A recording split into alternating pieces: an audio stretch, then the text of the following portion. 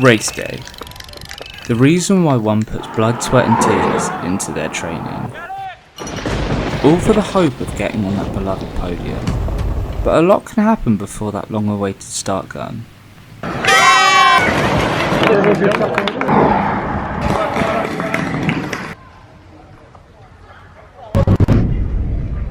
Chateaux de Chantilly, France.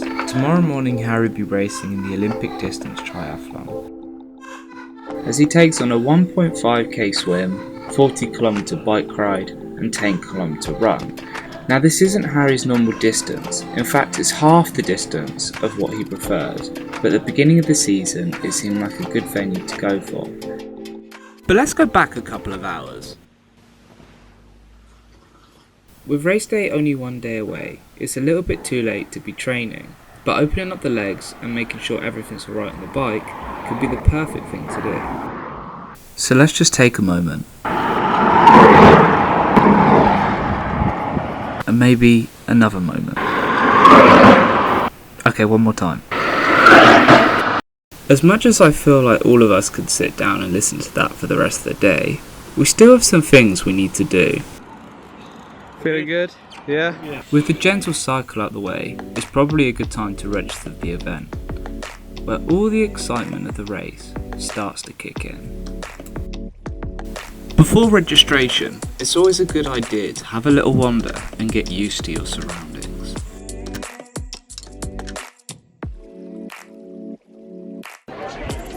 Boom.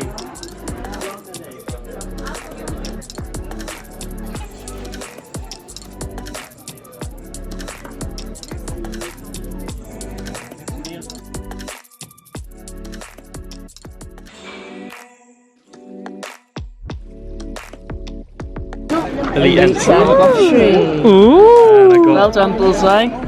2 bits of loops. We got race number here. That'll go on my race belt. That stays with me for the whole race, so the swim, bike and run. We've got my swim cap. We've got my timing chip that goes on my left ankle. We've got 3 stickers, 2 for the helmet and 1 for the bike. So it's just easier to put the number, less hassle, on the plastic bottle at the front, like so.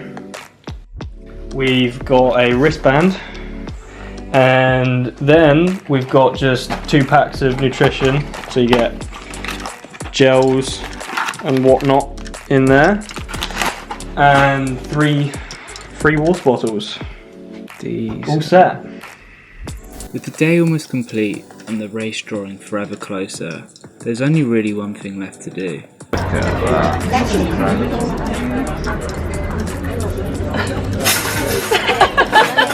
not a good way. Nice, very soft and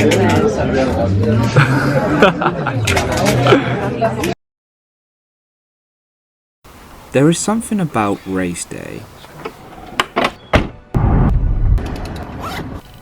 It gives you this wonderful buzz of excitement. And there's nothing quite like it.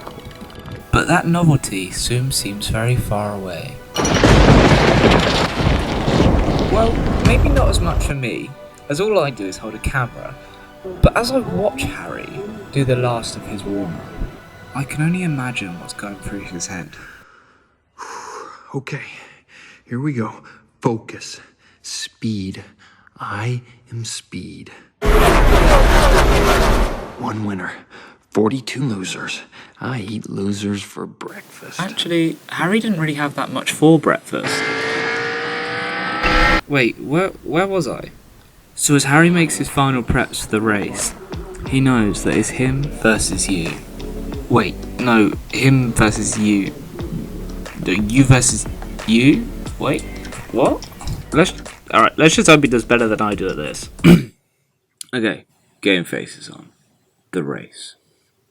With the final prep out the way, it was time to jump in the water and wait for that much anticipated start gun.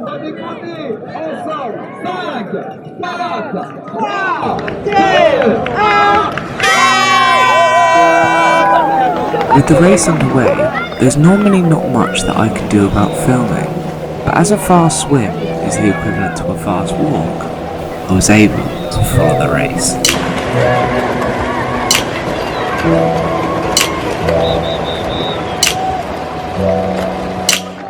With the race well underway, the first man exited the pool. It's at this point where the race really gets interesting. And it comes down to several factors: how fast you are in transition, how fast you are on the bike, and how many people you have to hunt down.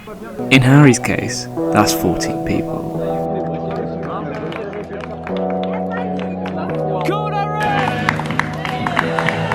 While 11th and 12th get on their bikes, Harry would still be in transition.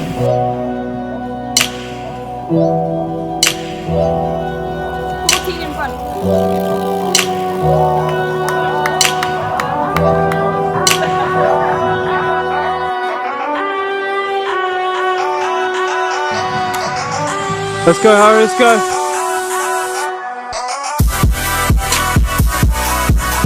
With Harry just having started the bike leg, Harry's dad thought it'd be a good idea to get some lunch. This being said, after a well-deserved sit-down, we decided to go back to the race. And it wasn't long before the first racer came back. In fact, it wasn't long before the top 4 came back. And just as you see the leader starting his run through the trees in the background, your boy, Harry Palmer, came in. Let's go, Harry! Having completed 2/3 of the race and gaining 10 positions on the bike, Harry now has 4 men in front of him and a 10k run to hunt them down. Let's go, Harry, let's go. You got this, you got this. It's all you. At the 5k mark, things really seem to be heating up. Go, Harry!